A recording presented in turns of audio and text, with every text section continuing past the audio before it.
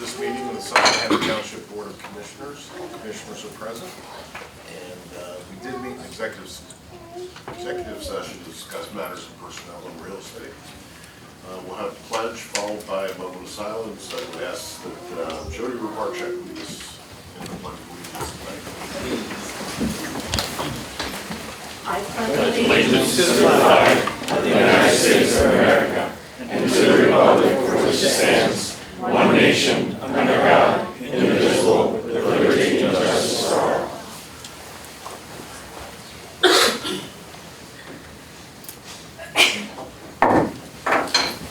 Good evening, everybody. Welcome to our guests. We're going to begin with petitions, complaints, suggestions from citizens. Does anybody wish to address the board tonight? Okay. Hearing none.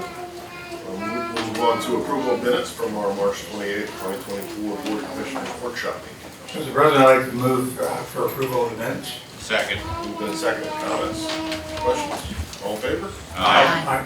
Opposed? Motion carries. Recognitions and presentations. Cone Road Bridge temporary closing feasibility study. Thank you, Mr. President. So the board authorized a alternative analysis to begin to plan for the superstructure replacement of the Cone Road Bridge, which spans Paxton Creek. HRG has completed the analysis, and Matt Lena from HRG is here to talk briefly about the results. This evening, I'm not looking for any direct motion or anything specific from the board to commit to one of the alternatives, but if you can, maybe by consensus, sort of coalesce around one alternative, we can begin the preparations and planning for the design of that alternative, and then come back to the board for more direct authorization in the future. Technical difficulties. Recording in progress. Good evening.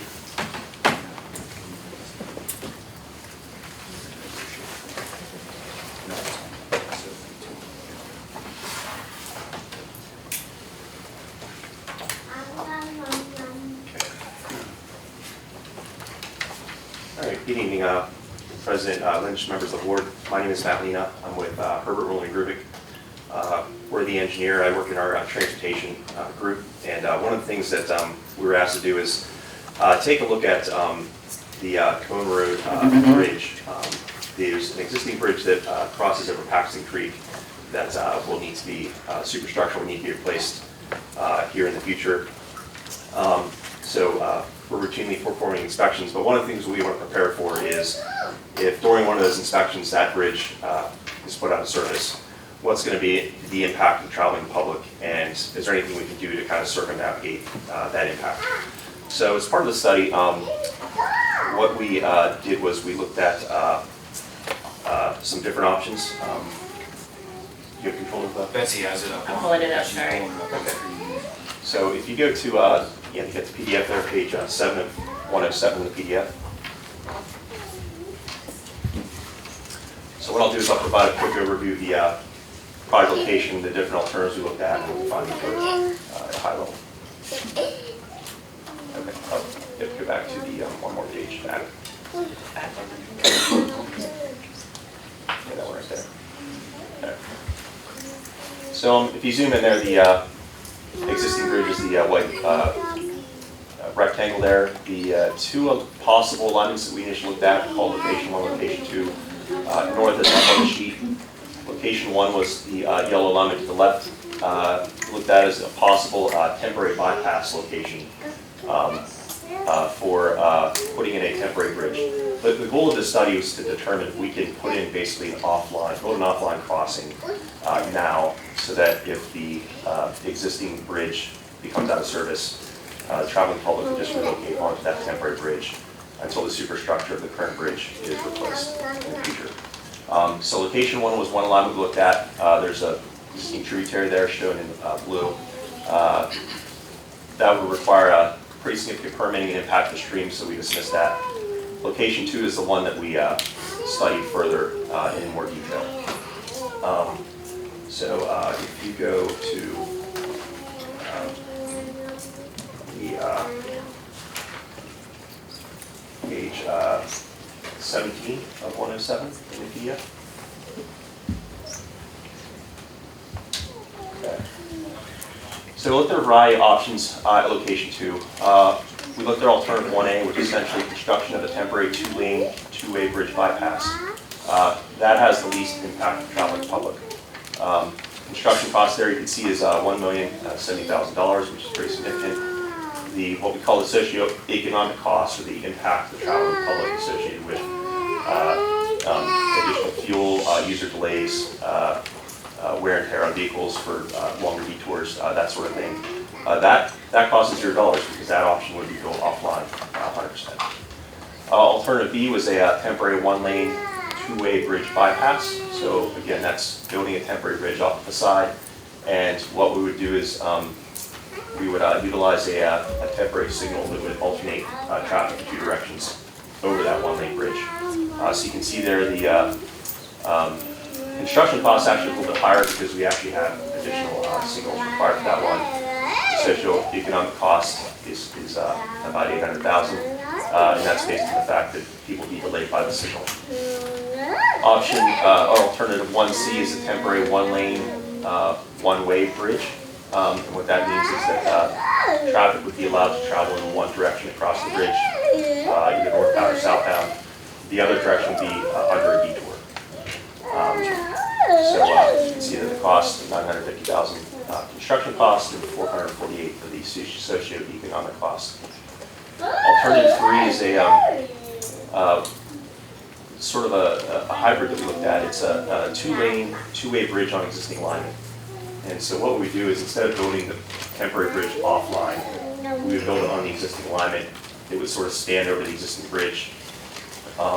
It's going to be much cheaper than alternatives 1A, 1B, and 1C because we don't have any roadway approach work or very little roadway approach work associated with that option because it's on alignment.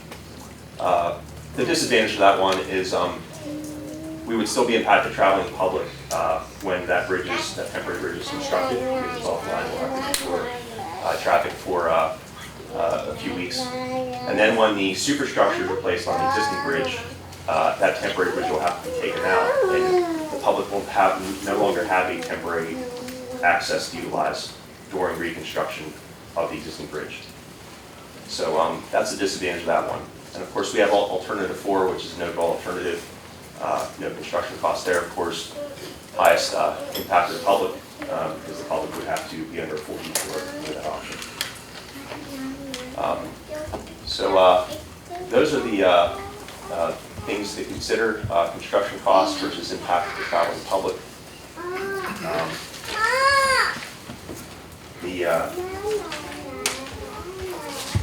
We did look at the existing constraints to come up with those different costs and options. We looked at environmental impacts, we looked at utility impacts, we looked at right-of-way impacts. That's all in the report. But predominantly, the largest consideration points are probably the first 2, which is the construction cost versus the socio-economic cost. Do you look at a time frame, or do we look at night construction as well for this? Well, you could do construction during the night for which one? For the bridge. You guys don't work at night? Well, you could do, so for options 1A, 1B, and 1C, those are all offline options. So there wouldn't be any value to working at night because all the work is done offline, no impact to the public during the day if you're working during the day. But that last option, or the alternative 3, yeah, that would be one option maybe you would consider. But I guess the thing to that is kind of once you're in there, you want to get the work done. Right. It's going to be difficult to start and stop that. And that was my question with the time frame. Is it different for each option that we choose? Say for instance, if you had option Z where you could get it done in 3 weeks, if I close down the road completely. This gives me, it's going to be a shorter time frame for construction. It would only be 3 weeks if you let me shut down the road. But if you leave it open, it's going to take maybe 3 months. Do you guys look at it at that? Like that? We didn't look at it that way because I'm not sure that there'd really be any benefit to that approach. Because if the options 1A, 1B, and 1C are all done offline, it doesn't really matter how long they take, doesn't impact the public. Option 3, again, I think you really want to get in there and get it done. It's going to be very difficult to stage that, but what that option requires is a temporary bridge, be prefabricated off-site, basically dropped in, and then roadway approaches constructed up to it. So it's not like you can kind of build that temporary bridge sort of half at a time. I wouldn't say you can't do it, but it's going to be more costly to do it that way instead of just bringing it all in as one piece. One thing I do want to point out that I didn't touch on is the, this is a big piece of the discussion, is the timing of all this. So if you go to PDF page 67. Before you continue, I just want to point out, I don't think we've received your report, at least not the bulk of it. I mean, what I have doesn't have those charts, and it also doesn't have a recommendation, it's blank. Okay. It says the recommendation is, alternative blank, and alternative blank, and then considerations are made to arrive at these conclusions are described as follows, and there's blanks. Yeah. So we haven't received your report, really. Okay. If I may, I wonder if you're looking at the only I'm looking at recommendation. the one in this packet, as well as the one I received online. There's, the second item is police department promotions where the blanks are. But the first item, the Cone Road Bridge study, the only thing I'm recommending this evening is that you receive the report. We The didn't full, receive the report because the recommendations aren't in it. the full text of the report was linked to in the digital copy because it's about 200 or so pages long, 107 pages long. I did I can print the print. digital copy too, and it's the same thing, it's blank. Page 4, like even the summary, because when I looked at it the other day, like under recommendation, it was like blank lines, and in the copy in our I read for it tonight, online. it's blank line. There's like no recommendation being made so far. We only got 5 pages, both Right, in the electronic report and here. I included the executive summary with the agenda and then an appendix. In the narrative in the agenda, though, there's a link to the full text of the report. So maybe not in the attachment, but in the narrative on the agenda itself. Did everybody have the same? I don't know if this was something specific to your copy, Commissioner, or is that? Even when you click on that page 4, even in the online version, it does have blanks for it. It doesn't say what the Well, recommendation is. Yeah, let me just clarify. The recommendations was potentially left blank at this point because I didn't think that we were trying to. Well, then how do we accept Oh, the report? I see. So you're talking about within the attachment itself. Yeah, I think that a part of the reason that the recommendation in the report is blank is because there's a lot of considerations that have to be done to inform that recommendation. And part of those considerations include, is the board comfortable with a period of time where this road would be closed? Because of the alternatives presented by Matt this evening, the one that is the least expensive is going to require a closure of 1 month to construct the temporary bridge, and then fast forward to when the superstructure is being replaced. That might be a closure of 3 months or more, depending on construction delays. So we really aren't able to, as staff, give you a clear recommendation on proceeding just now because there's policy decisions I think the board needs to make and give us guidance on. Isn't that what we're hiring the engineer for, though, to give us their recommendation, and then we decide if we accept it or not? Engineers shouldn't make recommendations on what the board thinks. But Well, that's just my opinion. respectfully, I think with this one, there are some impacts that the engineers are just not able to determine how the commissioners are going to receive those. So, like, Matt and his team, and Dan, they can analyze what the cost is going to be, the socioeconomic impacts, but it takes that guidance from you as elected officials to say, this road, we're okay with it being closed for an indeterminate amount of time, or no, we really want to keep it open. I mean, there are pros and cons to every one of the alternatives that Matt's and his team have analyzed.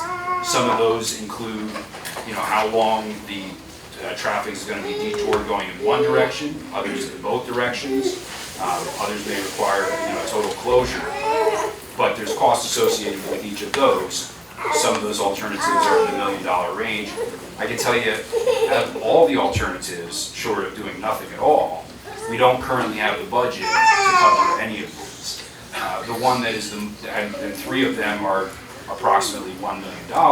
And again, that's just for the temporary span. That doesn't include the cost of the superstructure replacement, which is the actual bridge itself. We anticipate that construction being done in 2027. But to give you a little context, Matt and his team at HRG, Dan and his team at HRG, they're inspecting this at three-month intervals now. There's an 11-ton weight restriction currently in place in the bridge. Things have appeared to have stabilized. Our next inspection is scheduled for May. At any point in those 3-month intervals, that bridge, per Dan's analysis, might warrant further weight restrictions or full closure. If, say, for example, worst case scenario, he inspects that bridge next month and that bridge has to be closed, that bridge might remain closed for as long as 3 years or more until we have the funding and the design and the ability to proceed with the full superstructure replacement. Now, best case scenario, things stabilize, we inspect at least 3-month intervals, and we don't have to close the bridge until such time as we're ready to do the superstructure replacement. Well, then doing nothing is your best bet. But it's hard to predict that. If you're comfortable with the closure and the impacts that might bring forward, then we can look at the alternative that Matt presented, which is the temporary span over the existing bridge, and start to reach out to our partners at the county and in the Commonwealth and see if we might have some availability for additional funding to close that gap, which is right now about $250,000 that we would have to find funding for in order to build that temporary bridge. So I get that, if we were to make a recommendation, if I were to make a recommendation, just speaking for myself, it would be that we start to proceed towards option 3, towards that temporary span over the existing bridge. I don't like the prospect of closing that bridge for a long period of time. I think it's going to be disruptive to residents, communities, and the school district. Already fires detouring around that, police, the ones that aren't in this room right now, they're working around it right now. So, the beat is already aware of it. So we've been stable out there, but you don't know what the future's going to hold. So my preference would be that we find an alternative to keep that bridge open for as long as we can, and without knowing what the deterioration is going to look like in the future, it's hard to say, well, let's just do nothing and hope for the best. I have a comment, it has to do with the socioeconomic cost. I think it's really good that you're looking at that.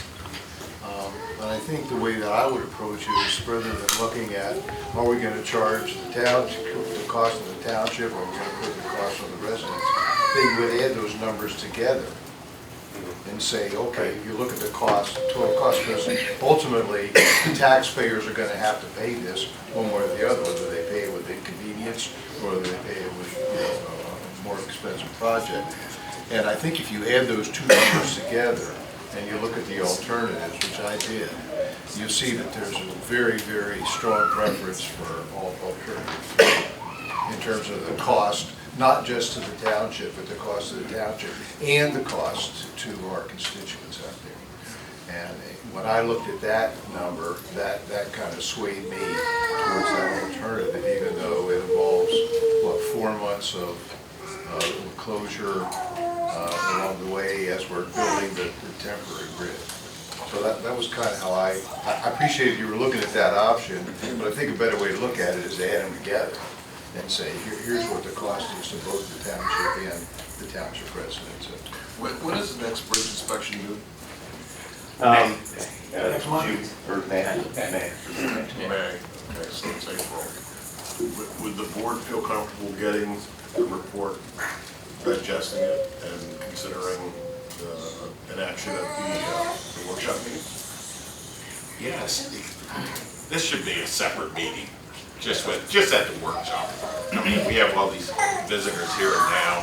I think we should get them out of the way, and then we can spend more time on this, as opposed to holding up all But this. some commissioners still will not have seen the report. I know, I want to see it. So, why don't we do that? Scheduled for the Put it on. April workshop? Yes. Workshop meeting. Sorry about that. Sometimes this happens. think the board would benefit from a stronger decision based on their ability confidently to digest the information and all the conditions and costs, socioeconomic and otherwise. And if any of the commissioners want a print copy of the report, let me know, I can produce one for you. I'm confident that we could try to get a little bit, so just to, just in closing, we have approximately $227,000 of funding from the County Transportation Infrastructure Safety Improvement Program grant. We believe that there may be some additional money available through that program, so depending on the alternative, of course, other than doing nothing, we would probably want to start to approach them, and April is fine, May is fine, but in the short term, so that we can see if they have additional money available to help offset this, because even at $480,000, it's a big number, and we would want to try to find some additional grant revenue. Yeah, it'd be worth having that conversation because clearly we're going to need to do something. The question is which of the three alternatives we're on. Yeah, but we could make that request even before we made a decision, right? And I would. Yeah, Yeah, because, I was looking at, to do the actual bridge, it was almost a $2 million reconstruction, and our share is only $36,000, but to do the, alternatives, it's like $480,000, you're saying, we didn't have the monies, and, we just had to reluctantly raise taxes this, a couple months ago. I want to make sure we're spending our money wisely, and if we can get funding to do one of these alternatives, that would be great. So. All right. Well, okay. So if you could arrange, Dave, to get the report to the board in the format you prefer. I don't know if you heard Jody and Gary. Dave offered to print it out. Okay. Print out the report. So this is intentionally left blank then? This is not like a draft report? Correct. Well, it's your stuff, I assume you intentionally left it. Correct, it was intentional that So you have no recommendation? Okay, not this one. okay. Yeah, I think the recommendation is that we consider one of these alternatives based on what you feel comfortable with as a board in terms of impact on the community, potential impact on public safety, and of course, cost. I was asking the engineer, but thank you. We need a motion to table. Motion to table. I'll take a motion to table it. Second. Moved by Commissioner Rothrock, seconded by Commissioner Sanderson. All in favor? Aye. Opposed? Motion carried. Thanks, and again, apologies.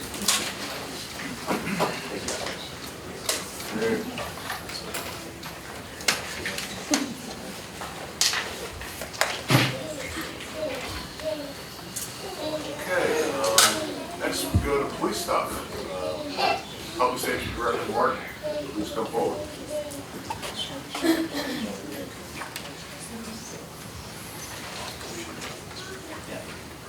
Thank you, Mr. President. We'll start off with the certification of the candidate civil service list. I recommend the certification of the civil service list signed by Chairman Kresge. So moved. Second. Moved in second. Any comments or questions? All those in favor? Aye. Opposed? Motion carries. One at a time or all four? Four, okay. Mr. President, member of the board, I recommend the conditional offer of employment to the following candidates: Alejandro Butler, John Pesci, Kate Kravitz, and Kelvin Delson. So moved. Second. Moved and seconded by Commissioner Carlano. Comments or questions? All those in favor? Aye. Opposed? Motion carries. Congratulations.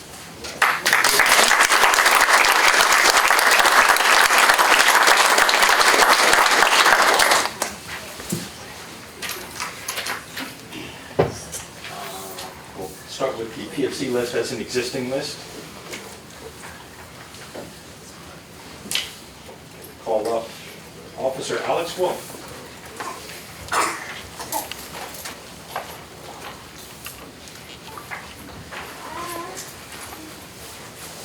Alex? Alex has entered service with our police department on June 15th, 2015. Graduated from Shippensburg University with a bachelor's degree. High school baseball player, volunteer coach for his baseball team at his old high school. Sounds familiar. Good man. Alex has served in the patrol division, the county drug task force, and he is currently serving as one of our drone pilots, which is a very emerging initiative with our police department and police departments across the nation.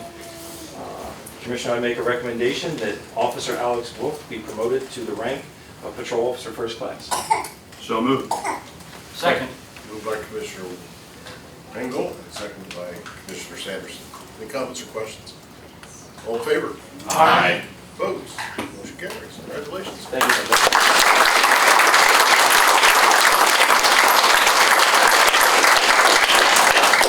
I'd like to call up Officer Charles Rhodes.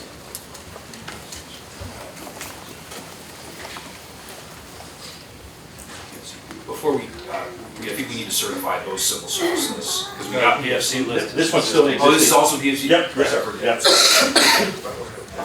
Charles entered service with our police department in April of 2016. Served in the United States Air Force National Guard as a security force member for 6 years. And Charles presently serves in the patrol division and as a field training officer. And I want to note that of recent, he has been doing a great job on his platoon as a mentor to the young officers. We have a very young police department, as commissioners know, and mentorship, which you'll hear me say again later, is the better part of leadership. So I'd like to recommend that Charles be promoted to the rank of Patrol Officer First Class. So moved. Second. Moved and seconded by Commissioner Cross. Comments or questions? All in favor? Aye. Opposed? Motion carries. Congratulations.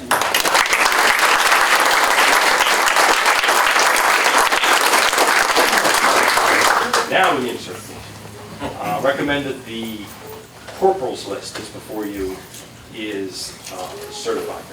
Mr. President, Yes, sir. I move to certify the civil service list for the rank of corporal. I'll second. Moved and seconded by Commissioner Palumbo. Comments or questions? All in favor? Aye. Opposed? Motion carries. I'd like to call up Officer Ben Lauver and the platoon of Lauvers.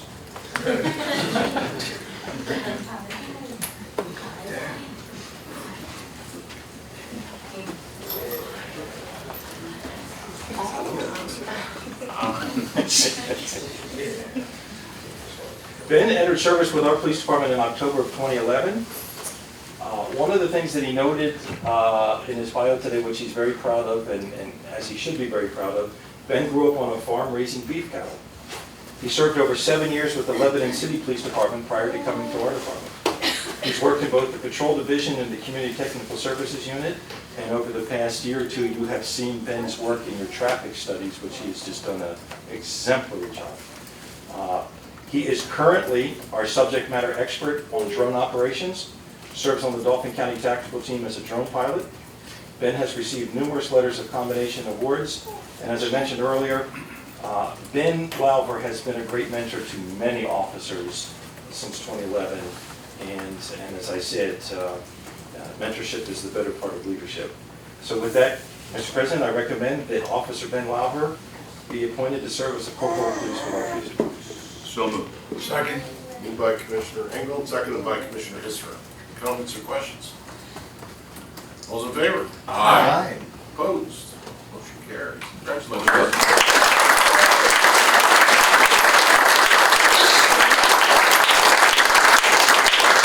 After the pinning, who does the pinning? It's going to be a... I think I'm gonna. You got it? You're gonna do it, Mommy? Oh,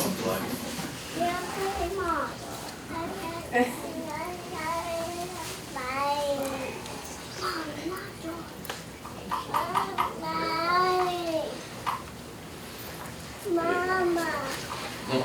Congrats.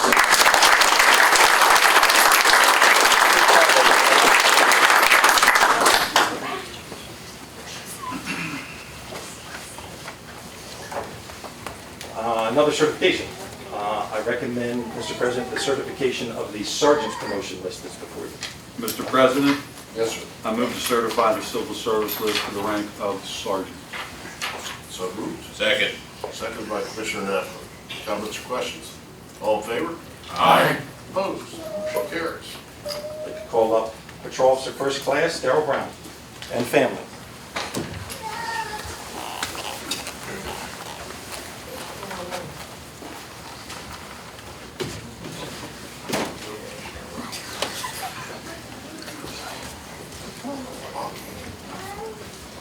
Darrell entered service with our police department in January of 2011.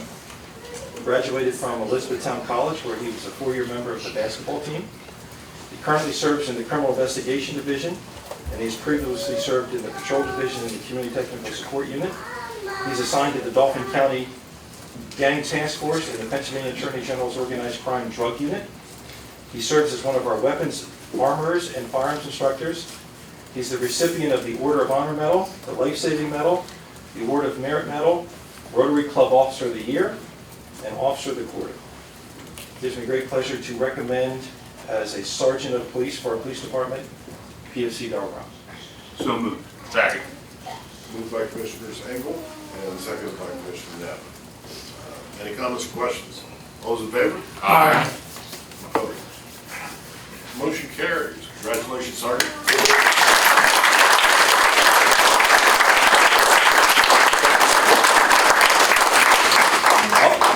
Wife's got it? I don't want to. No. Can't get this guy.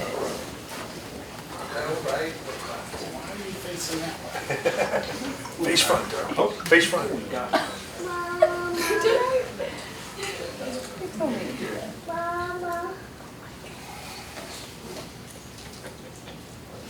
Wait.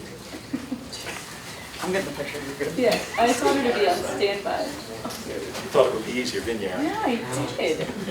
Jeez. Nobody else has it.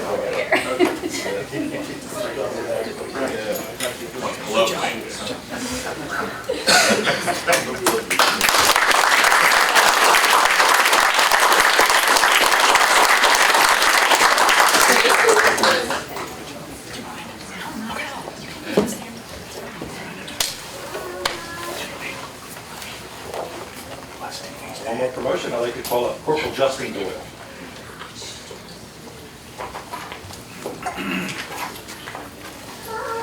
And family.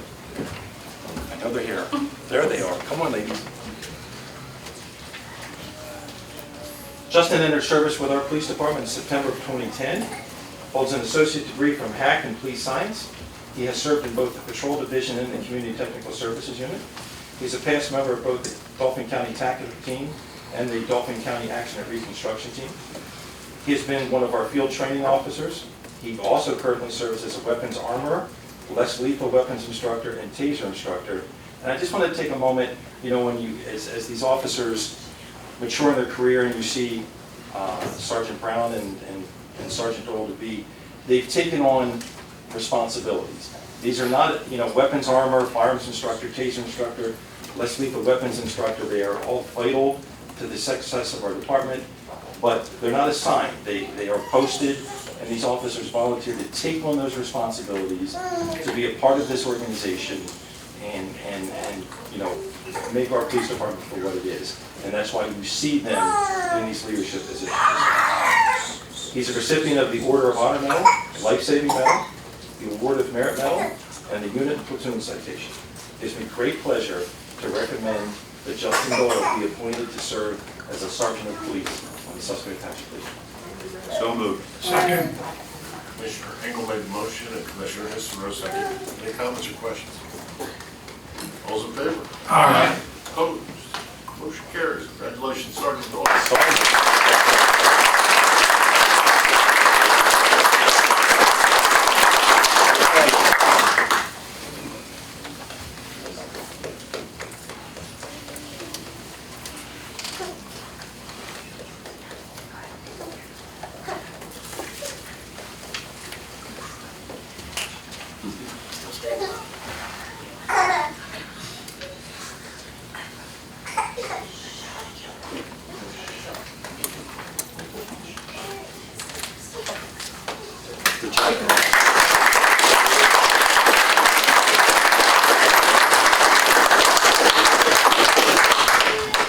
Commissioner, I just want to end on a couple words here. I want to thank you and all the board members, manager for BOCA. There's a lot of work that goes into bringing these candidates here, through recruitment, background investigations, the Civil Service Commission, and the great work they do, but it wouldn't be possible without your support. You've listened, because we're in this very challenging time for recruiting police officers, and I think we're getting it done. So, and that wouldn't happen without all of you. With these promotions, something to think about. These officers with 1, 2, 3 stripes, the bar that's set, the benchmark is, when we're looking at these leaders, is can they be the leader of an incident at 3 o'clock in the morning when all of us are sleeping? That's what I always ask myself. And that's who they're going to be. They're going to be the ones out there at 3 o'clock in the morning when all of us are sleeping. And if you ask yourself, okay, well, what happens in Susquehanna Township between 3 and 7? Well, I can tell you, as of today, since January 1st, we've had 597 police calls between 3 a.m. and 7 a.m. in Susquehanna Township. So there's a lot going on. There's a difference between a group of people who work together and a group of people who trust each other. And those officers that you see here, and the officers that have come before you the past few months, they trust each other with their lives. And that makes a difference. We don't consider ourselves as a police department the best. That's a fool's errand. But we do constantly seek to be always better, and that the journey of constant improvement is really our mission. So thank you all. Thank you. Congratulations.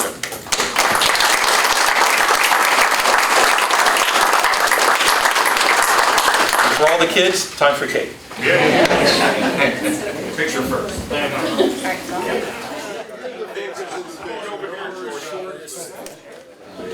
Reports committees, buildings and grounds. No report, Mr. President. Thank you. Budget and finance. We're scheduled for the month, so Next week. Public Works, Commissioner Napper.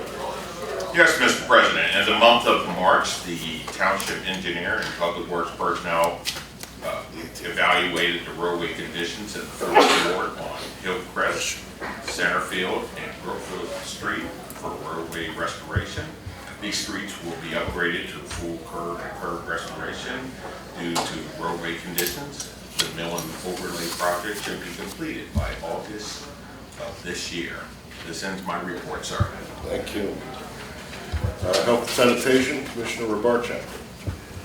Thank you, Mr. President. The second yard waste collection for April will take place Saturday, April 20th. Also, it's come to my attention that since the yard waste collection has started again this year, there's really been a spike in complaints from residents about pen waste. I think we've gotten them in all the wards not collecting yard waste. It's hit or miss at this point. I've gotten a number of complaints myself, and I've seen on social media throughout the township. And I know we've had a representative here from Penn Waste in the past to discuss issues. I think this was like during the pandemic. But I think it's time to revisit this because it's happening frequently. I don't know whether we need to set up a meeting with Penn Waste or have someone, a representative, come here and tell us what they're going to do to remedy the situation. But we need to make sure that they're living up to their contract and picking up the yard waste. Whether it's they need to put more people on Saturdays, I don't know. But they can't just do it hit and miss as they have been. I have one resident who has missed twice, and as you can imagine, she's livid, so. Has the office reached out to Penn Waste, follow up on these complaints, Dave? Yeah, we do. We try to get on top of them between myself, Betsy, Leanne, and others as well as we take them in.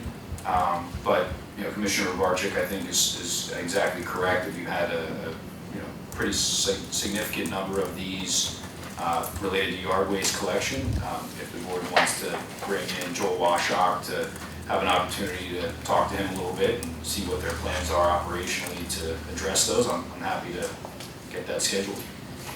And Manager Provoca, to your credit, you had suggested something probably a month or so ago about, ways that we can possibly address this. And I think at the time, I didn't know the scope of the problem. And I think since the yard waste pickup has increased, the frequency, the problems have increased. So I know you were looking at this a couple months back. So maybe we do need to look at what other tools we have in our toolbox to address the issue. So thank you for that. Thank you.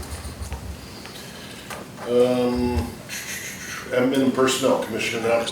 No report, sir. Thank you. Police, Commissioner Engel. No report. Fire and EMS, Commissioner Hisrow.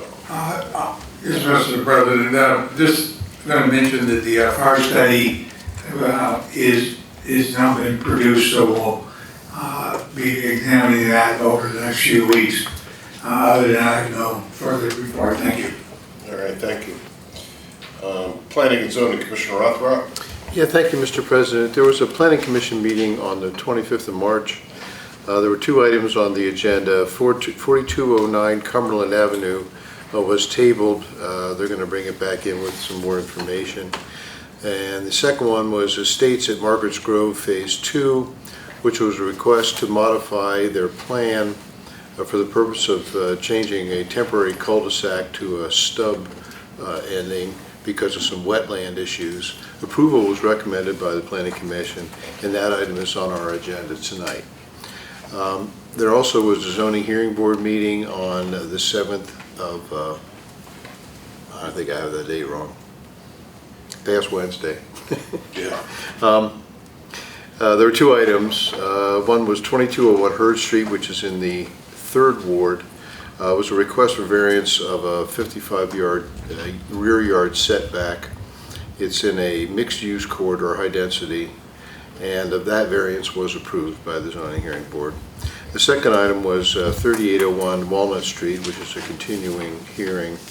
At that hearing, the owner's attorney finally concluded their case, and the hearing now has been continued to May 1st, when the township will begin to present its case against the approval of the variances. That concludes my report. All right, thank you. School Board, Commissioner Falona. No report, but the next meeting will be on the 22nd, so. All right, thank you. Authority, Commissioner Napper. Yes, Mr. President, maintenance personnel replaced the 80-foot storm line pipe at Apple Tree Pumping Station along the driveway and yard restoration at Blue Ridge, Fox Run, and Wayne Avenue Pumping Station. And as a final note, Mr. President, last month I reported an authorization to proceed was issued to the sewer emergency repair project on Gallen Road in the Mountain Dale development. Yesterday, Rogel Incorporated started the replacement of the sanitary sewer line on Gallen Road, and the gas line was hit. All involved parties, including the township, Rogel, and UTI, have filed alleged violation reports with the Public Utility Commission, and an investigation will follow. Also noteworthy, noting that the quick action of our first responders, excavation or evacuation of all nearby residents, kept the area clear until it was deemed safe to reopen. This ends my report, sir. All right, thank you. Yes. Shade Tree, Commissioner Cross. Yes, Mr. President, the next Shade Tree Commission meeting is April the 18th, and then our Arbor Day celebration will be on April 26th. I think our manager will give us further details on Arbor Day. Okay. And that's going to be at Sarah Lindeman, correct? Yes. Looking forward to it, with the red button. Yeah, it should be a good event, planting of trees, giving out seedlings to the students and some activities for them, so it should be a great day. Oh, good. That's the end of my report. Thank you. Human Relations, anything, Commissioner? No, just their next meeting is scheduled for April 17th. All right. And I skipped over Communications, Commissioner Marchand. Oh, thank you, Mr. President. Commissioner Rothrock and I had met with Manager Propolka, Assistant Manager Logan, and Director Knaus on Friday the 5th to discuss IT support requests for proposals, township website, newsletter, use of citizen engagement tools like SeeClick, Fix, and Zen City. So we covered a lot of ground. It was a really good meeting. Staff provided us with a lot of great information, and I have to really commend them. Not only was the information good, but they really had a focus on saving money. So they're looking to get the best value for the services that we provide and the services we use. So they're working on some proposals right now and talking with vendors to see if they can sharpen their pencils. So there'll be more information to come, but it was a really productive meeting. Good, glad to hear it. Great. Human Resources, Commissioner Cross. No report. Very important. Okay, Parks and Rec, Commissioner Paloma. Yes, sir. The next meeting of RAC will be on next Tuesday, the 16th, at 6 p.m. here at Township. On the last March 22nd, the steering committee of the bike bicycle pedestrian and Greenway Master Plan met to review the final draft of our master plan and incorporate some more additional comments. And that ends our report. All right, thank you. Moving on, go into a public hearing, which will be led by Solicitor Miller. And this has to deal with our efforts to make changes to the housing for 3 motels and inns, part of our ordinance, to provide some safety and security issue for residents. Mr. Miller? Thank you, Mr. President. Now is the time set for a public hearing on the ordinance which has been published and available for inspection. The advertisement, the hearing has been advertised as well. The ordinance would amend Chapter 11 of the Code of Ordinance to provide for an inspection regime for hotels, motels, and inns for the township, as well as certain enforcement powers for those hotels that do not meet the standards set forth in the ordinance. With the help of Manager Kupulka, we have gone through a couple versions of this, amended the definition of hotels, motels, and inn to bring it into line with the hotel keepers statute, which was pointed out to us by the interest group. I did receive from Commissioner Robarczyk 2 notes. I appreciate that. I'll incorporate those as well, and I appreciate her looking at that. With that brief explanation, is there any member of the public here to testify or provide any kind of testimony with respect to the ordinance? Going once, going twice. I see none. Commissioner Hisro, I know you have some thoughts on this. Perhaps you would spread that on the record. Okay. Thank you. I just have a couple of substantive related questions. I will note that I thought that the ordinance is very detailed, well done overall. But in looking at it, there was a couple of things that I spotted that I wanted to ask about. And first is in the definition of a nuisance activity. Our language is within the definition section of 301. I would like to see, I mean, we have the catch-all, included but not limited to, so that obviously not everything is listed that needs to be listed, but there were some activities that I thought, could be listed additionally. Because to me, more information is better in terms of telling the public what kinds of violations would definitely be a nuisance. Couple that come to my mind is like prostitution, patronizing a prostitute, human trafficking crimes. There may be a few others, but I'd like to kind of incorporate some additional examples under nuisance just to add clarity. Commissioner, if I might. Yeah. The definition of nuisance, I'm looking at the ordinance, says, includes the violation of building, electrical, mechanical, plumbing, zoning, health, fire, or other applicable regulatory codes. That's number one. Number two, excessive noise, assault, loitering, illegal drug activity, or criminal behavior, which would incorporate human trafficking and prostitution. Yeah. And a pattern of practice of guest conduct.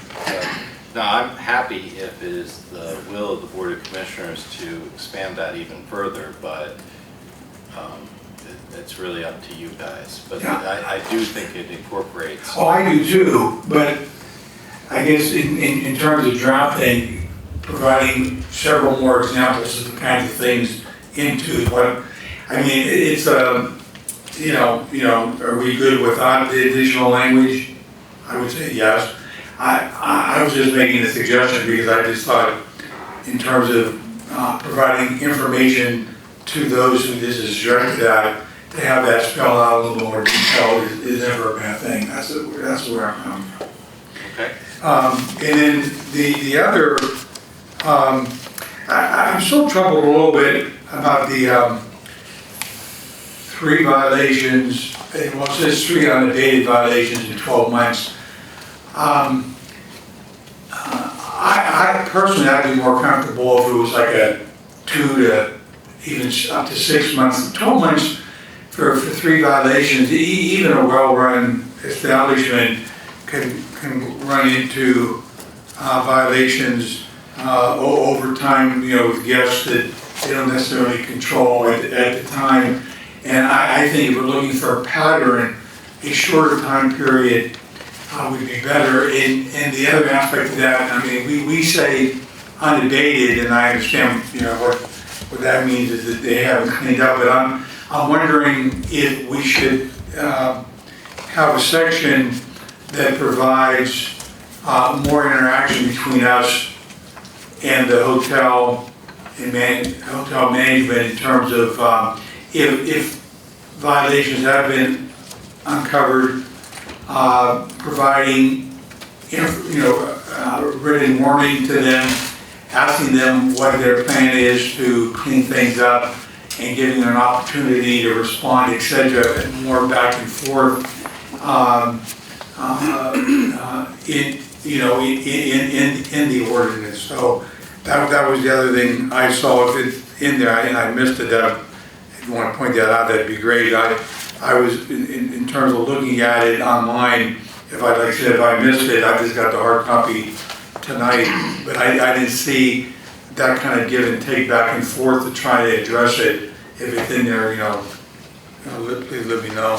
But if it's not, I was thinking that would be something as well that we could incorporate in order to have a more working document and working relationship, to try to clean it up without necessarily, finding them if they're, really wanting to take care of the problem and addressing it with us. So Commissioner, I believe you've been a lifelong softball player, correct? Yeah. I thought 3 strikes would be the model that you would be comfortable with, not 2 strikes. But no, I understand your point, and I think it's a good one. I would note simply that, as with any ordinance that we have in the township, I'm sure Manager Perbolka will agree with me, you have the discretion not to cite. You can go and try corrective action and stuff like that. We do that all the time with our existing ordinances. So if you are a reasonable operator who, let's call it we just got through March Madness, a hand check foul, something ticky-tacky, nothing significant, I think that Manager Perbolka and the staff would generally not cite somebody for something like that. But what we are looking for is a tool that for somebody who's consistently a violator, that's an issue. I heard you say that 3 violations in 12 months, should it be two violations in 6 months or something like that? 3 violations in a shorter time period. 12 months is a long period because I think what we're trying to do is find a pattern.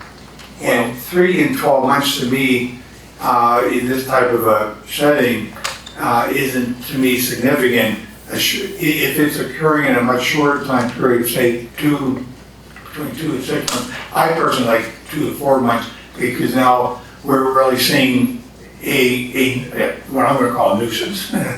And needs to be addressed very quickly. I'm just troubled by 12 months. To me, that doesn't establish a whole lot in terms of that we should take corrective, action or, finding beyond. I would make 2 points, and I think your points are excellent. The first point is that with regard to this ordinance, we're going in 2 directions. One direction is we're creating an inspection regime, which should carry with it some kind of garden variety corrections, right? You go, you look, you check, you gotta have a battery in the fire alarm, you gotta have this, you gotta have that. That's one thing. The other thing is we're creating a tool to define something as a nuisance. And the nuisance isn't triggered by 3 violations in 12 months. It can be triggered by other stuff in the language of the ordinance. And there's, at the end, it says, if you saw it, it says nothing in here prohibits us from declaring it a nuisance under the ordinance if we decide it is under these standards. I'm pretty comfortable, but again, I work for you guys, I'm pretty comfortable with the 3 unabated violations in 12 months. If our goal is to get people operating in a proper manner, then I would expect there would be back and forth. I don't think what we're trying to do is set a shorter period of time and to, use that as kind of a gotcha situation to shut people down. And I am comfortable that there's an exception there, but let me actually ask Dave or Betsy if they have any comments on this, or you have any concerns. Yeah, so my only comment is that the way I would interpret the ordinance is that it's within the 12-month period. So if those 3 violations take place in the first 2 months of that 12 months, that qualifies. Well, obviously it would, but Yeah, so- my concern is more, if they're really spread out, there's not really showing a pattern. It's just, you get people living and staying in a hotel, and, all of a sudden how they potential violation of the ordinance over, to me, that's an extended period of time. I don't think that we would revoke somebody's license to operate or declare them a nuisance if they had 3 burnt out light bulbs in a 12-month period. That's not a prosecution that I think either Dave or I would bring. I think however, it does at least set a standard for them to be compliant and put some teeth into it. I do think that staff has tried, I have tried to find a middle ground between being punitive and being a responsible operator. But it's your ordinance. If you guys want to make it 3 unabated violations in 6 months, we'll change that. I don't. Yeah, I mean, I don't have a rooting. Others have, I raised it because I was just concerned, to me, this kind of ordinance and violation, is something where you're trying to find a pattern, that they're not doing a very good job of. And to me, 12 months is seems like a long period versus, that they're really being negligent, et cetera. If it's a shorter period and they have clearer case. That's how I was saying it. Okay, well, it'll come up for a vote tonight, and we can discuss that then. Okay. But, in terms of practicality, it seems to me like getting something with tougher enforcement power on the books is more important than waiting another 2 weeks or another month to stretch out, 6 months, 12 months, or 12 from 6. And again, it could be as criminal or as simple as 3 light bulbs, or it could be 3 cases of human trafficking. But meanwhile, let's get that on the books. And if we need to tinker with it later, we can always do that. But, and again, I'm accused of being too practical sometimes, but you raise good points, but I'm going to be voting for it, just FYI. Are there any other commissioners who wish to provide comment? Or Yeah, but I had just one other real quick. Sure. On page 4, the heading for 305, it ends with comma term. I was trying to figure out because usually, the heading is what's there. I wasn't picking up what we meant by term there. So it's more just a clarification for me to understand it. One second. This page 4, you said, Carl? Bottom of page 4, section 305.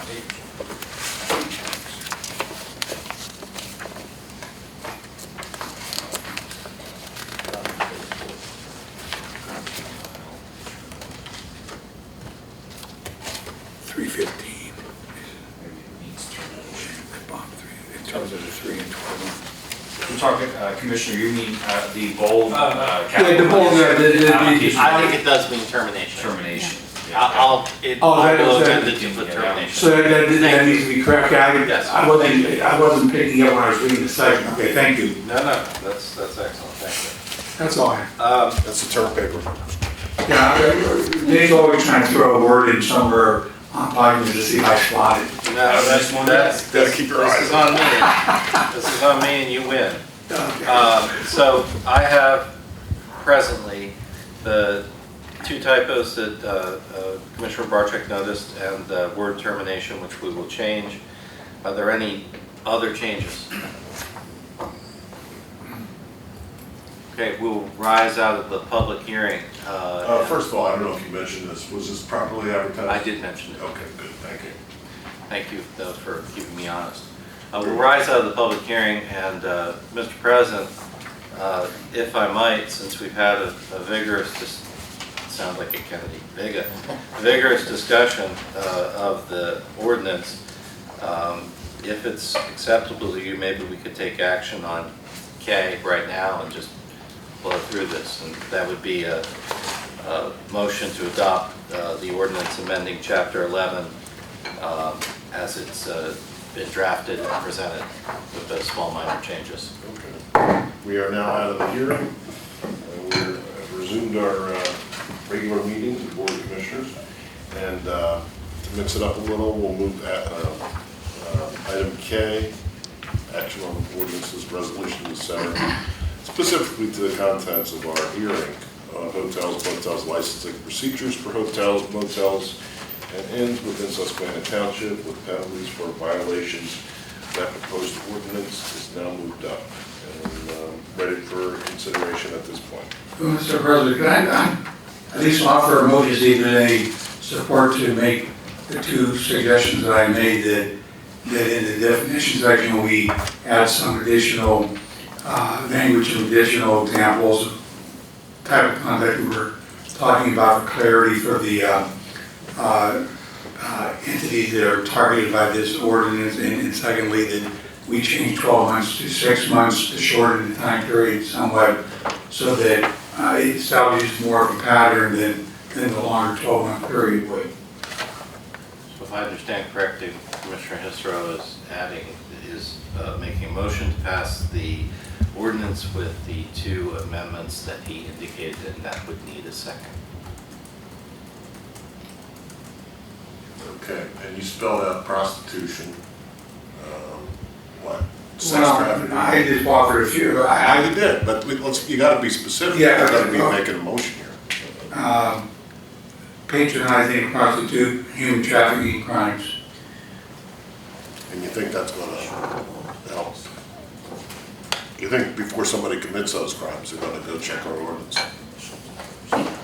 Just curious. No, but Look, like I said before, and I shouldn't be speaking out of turn here, but as a practical matter, the sooner we get this on the books, anything on the books, the better. You know, the good is not the enemy of the perfect. And it's never gonna be perfect. But if you, that said, if you wanna submit that motion with those caveats, it's just gonna take a few days until it's fixed, and then, you know. well, that's come up in 2 weeks again. We'd No, have to no. re-advertise. Or two. We'd have to re-advertise it. Yeah. All right, so, we're- We'd have to re-advertise. I would suggest, as I suggested before, that the definition of nuisance, which includes criminal activity, Right. is specific enough that encompasses criminal activity. Of the two, I was more concerned with the 6 month versus 12, that I just felt that it needed to establish a pattern that 12 months is just too long of a stretch of a period where somebody could get in trouble because there were 3 violations over a 12-month period versus a shorter time frame. And I would suggest, and I certainly understand the point, and I take it, I would also suggest that the ordinance itself provides that nothing in there precludes us from declaring it a nuisance and prosecuting them as a nuisance. It's right at the end in that section that's there. So we don't necessarily have to wait for 12 months or 3 violations. But Well, I understand that. I mean, obviously, there's like 3 violations in a 4-week period. I would think you'd be taking action right then and there. Okay. There's a motion on the floor. Discussion is really improper at this point until there's a second. Well, I'll adjust it to just address that second issue, the 12 months. Timeline. Because I was just trying to add some specificity to the language, but it's there. So, I mean, in terms of, Yeah, we'll still need to advertise it. Change it to time. we would need to advertise for either one of them. I was just talking to the manager. I think the manager would be much more comfortable if we considered those substantive amendments, and I don't disagree with him. That would probably start the clock again. Meaning what? And we have to re-advertise. All right, so is that your motion? yes. Okay. Is there a second?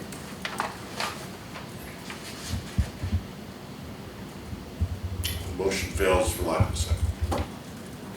I wanted to make it, I felt that it was No, an important issue, but that's fine. All right, and is there a motion on the, Move to adopt ordinance Thank you. moved by 2024-03. Commissioner Barcheck, seconded by Commissioner Colonna. Any comments or questions? Yes, Mr. President, I would like to say that I just really appreciate Commissioner Hissero's suggestions, but at this point, I don't feel like we can wait on getting something on the books because the reason we're adopting this is because the issues we are facing. So time is of the essence. So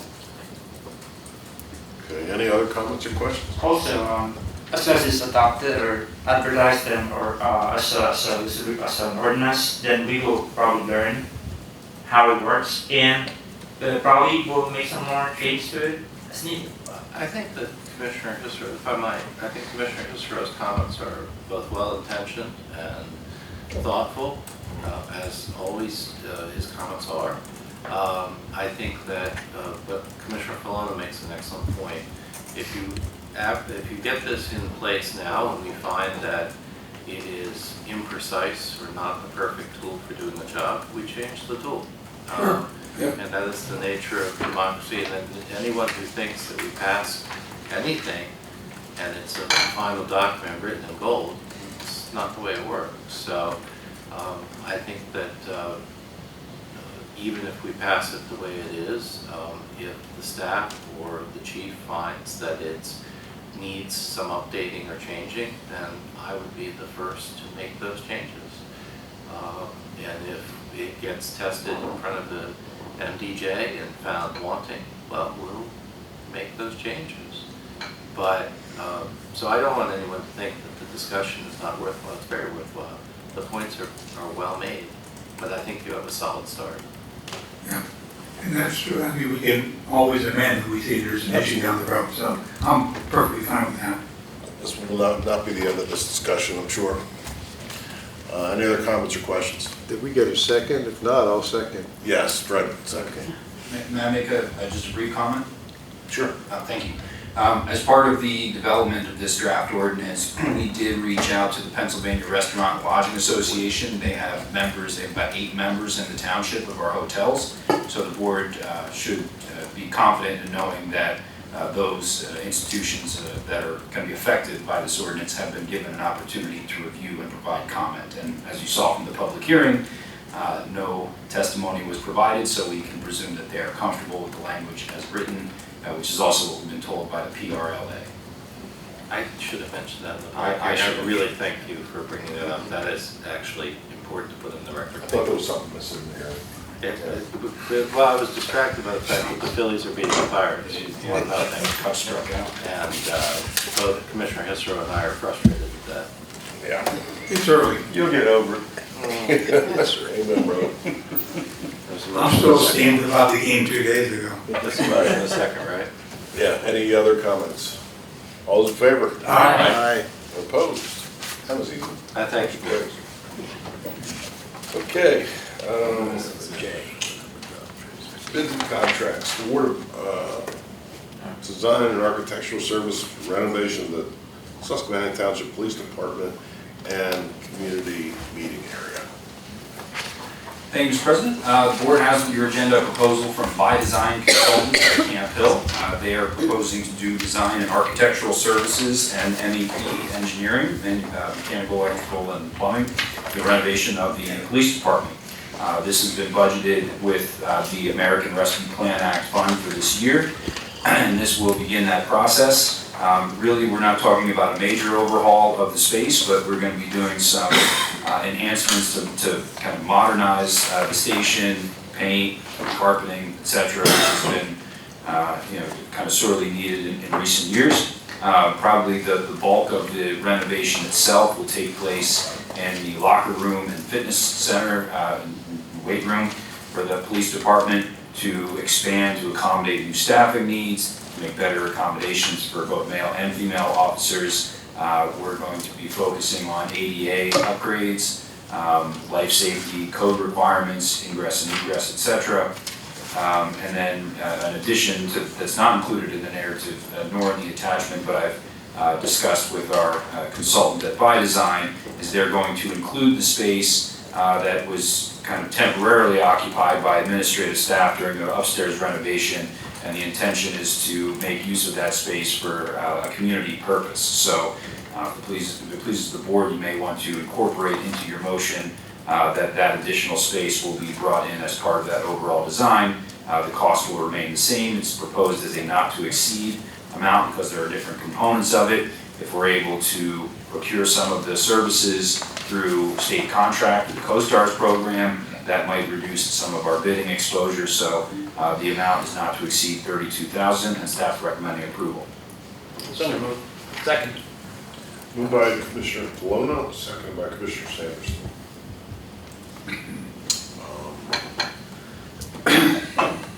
Said so moved. That includes both the police and the community meeting area. So if the minutes could reflect that. Thank you. Any comments or questions? All's in favor? Aye. Opposed? Motion carries. Water paving project, Francis and Sumner Drives. Mr. Burke. Thank you, Mr. President. The township asked our friends in Lower Paxton Township to, as part of their bid package for 2024 paving projects, bid an alternate for the portions of Francis and Sumner Drive that are in Susquehanna Township.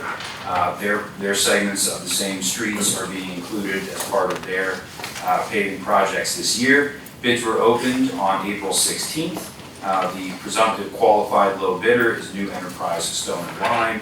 Copy of the bid tabulations for the alternative, which is just the portion in Susquehanna Township, have been included in your agenda. The township's share of that alternate would include all in that tabulation except for the sanitary sewer related enhancements. Those will be the responsibility of the Lower Paxton Township Authority. We think the price is reasonable. We're able to save a little bit of money through mobilization, as well as we're able to capitalize on curb and ramp upgrades for ADA improvements. Total cost of that engagement is $71,154.75, and staff is recommending approval. So move, or second. Moved and seconded. Was this part of the affected streets in Susquehanna, part of our mini basin project by the sewer authority, or no? Just curious. I mean, we go off Wood Street. It's right there. It's right close. Yeah.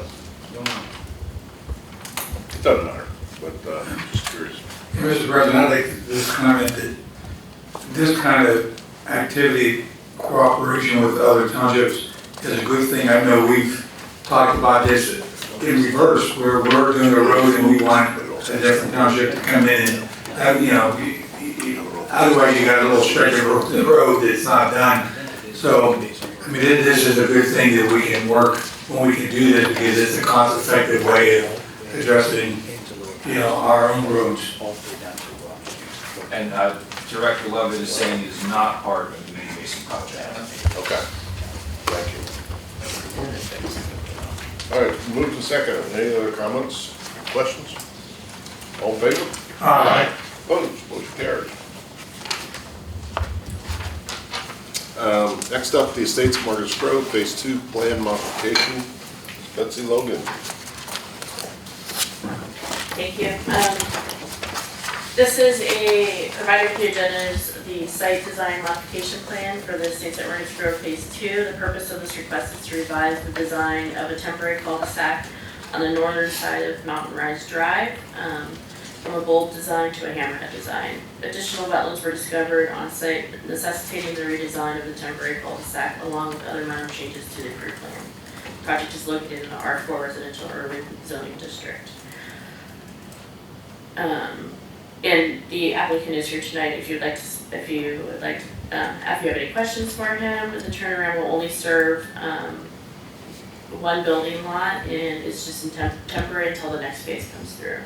So at this time, the township is recommending, or the Board of Commissioners recommended the plan modification be approved. Move to approve the plan modification, So- Margaret's Grove Phase 2. Moved and seconded by 1 and 2.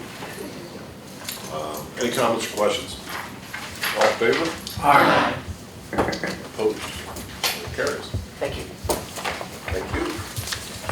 Staff reports. Mr. Manager. Thank you, Mr. President. My report is in your packets. I believe a majority of these topics have already been touched on. I would add that I'm happy to report that we were recently notified of our acceptance to township as Tree City USA. This recognition acknowledges the Board and Tree Commission's dedication to the preservation and expansion of our urban tree canopy. In order to achieve this recognition, the community must dedicate a certain amount of dollars per capita toward tree care, host an annual Arbor Day celebration, and have an established tree commission and ordinance. We have checked all those boxes, so we are the newest Tree City USA. Congratulations and thank you for your support. That concludes my report. All right, thank you. Public safety and police, I think we covered that. Community and economic development, Betsy, you have anything? No additional report. All right. Public works, engineering, Alex, anything? No, the commissioners have my report. I can answer any questions you may have. Law Bureau, you got anything? I do not, sir. All right. Parks and Rec. Old business is ready. No. New business.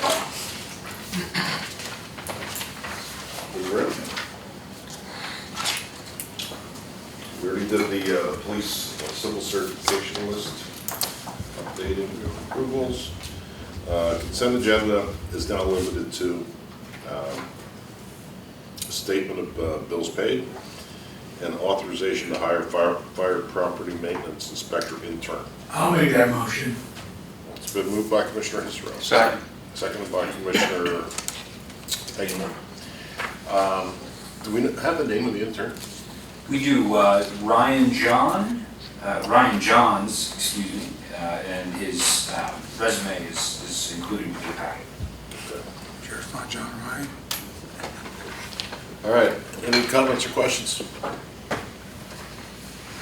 Oh, was there a motion made? Yes. Yes. Yeah, I did. Okay, that's right. So it's been moved and seconded. Comments or questions? No. All's in favor? Aye.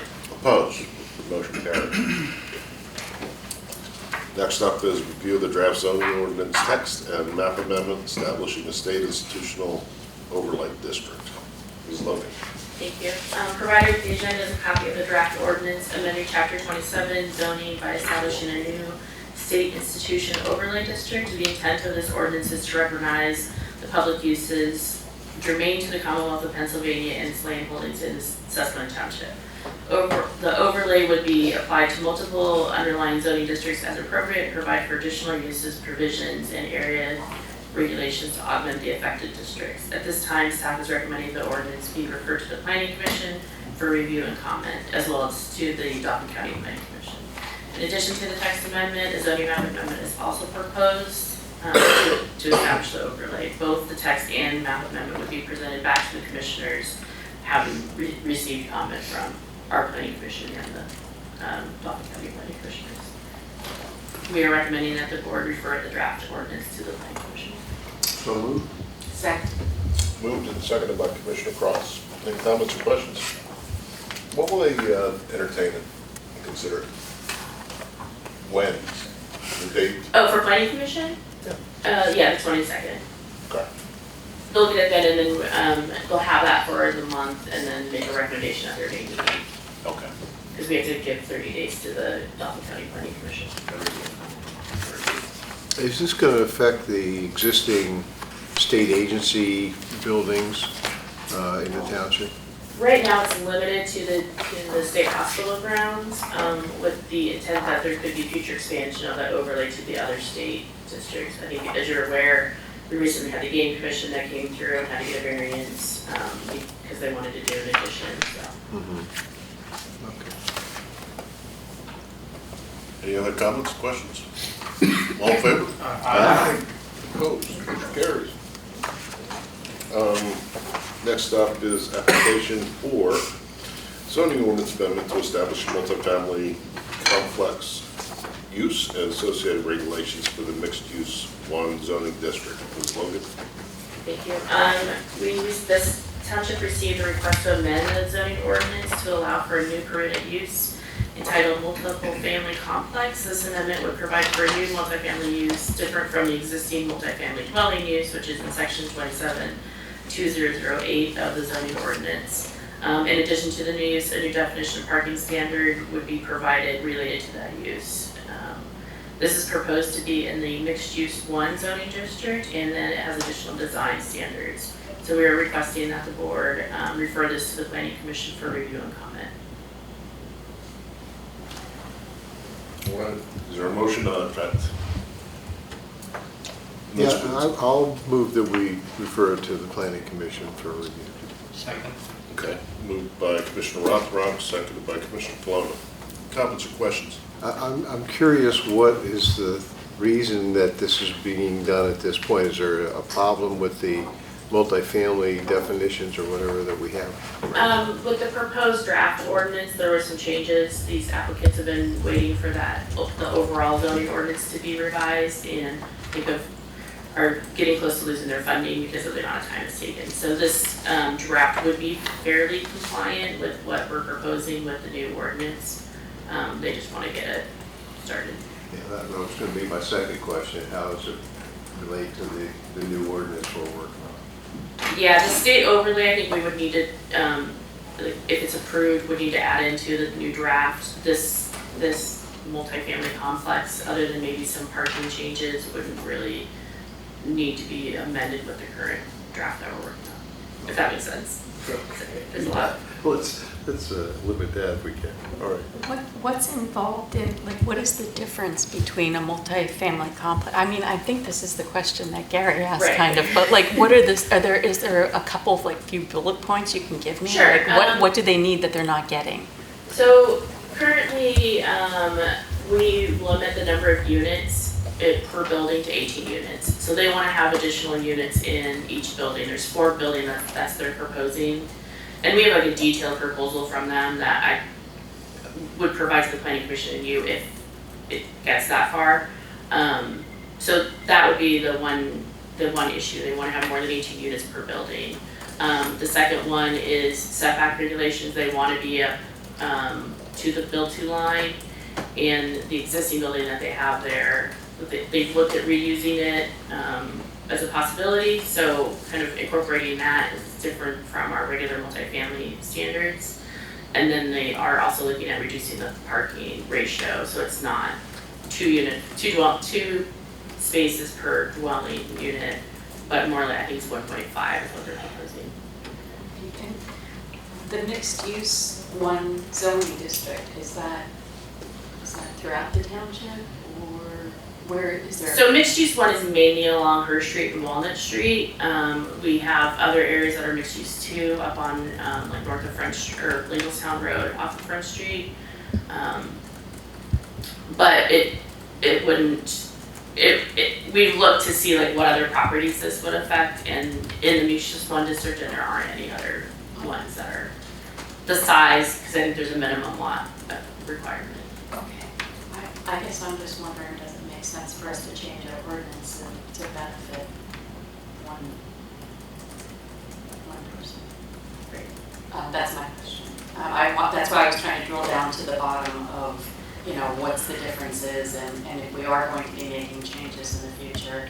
So we have to run this through the planning commission, then bring it back to the board of commissioners, advertise it, right? Well, and that's your choice to do. I'm just trying to understand, so that is the process. That would be the process. We would like the planning commission just to kind of get their eyes on it, to get their thoughts on it before we even ask you.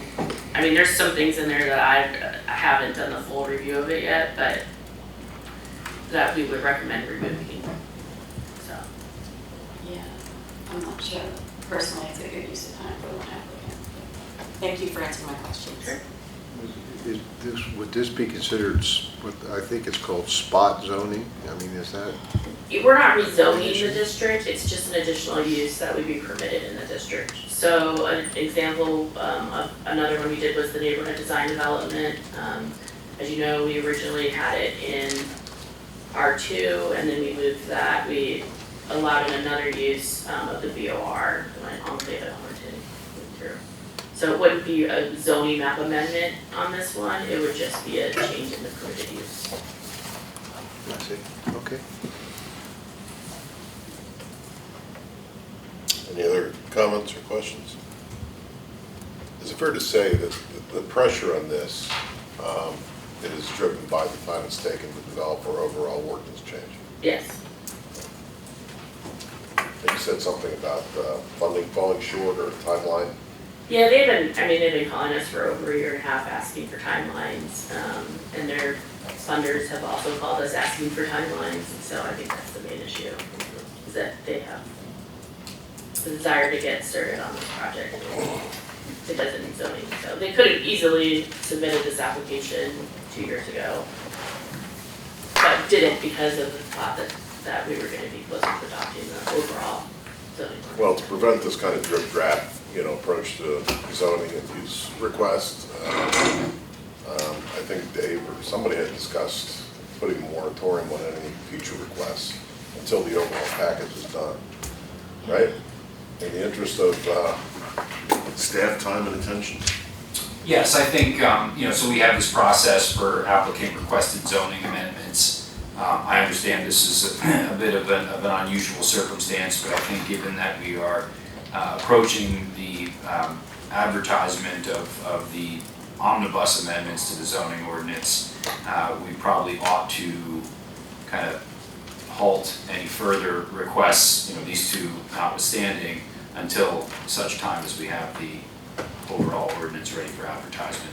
It keeps things a little bit cleaner that way. That's my recommendation. Okay. Yeah, Mr. President, just to reiterate, I can't support changing our ordinance to benefit one developer because they want a project and don't want to comply to our current zoning, or just wait if changes are coming. Okay, we do have a motion and a second on the floor. Any other comments or questions? All those in favor? Aye. Opposed? No. Motion carries. Next up is a grease trap variance, 19 North Purvis Avenue. Is that you, Joe?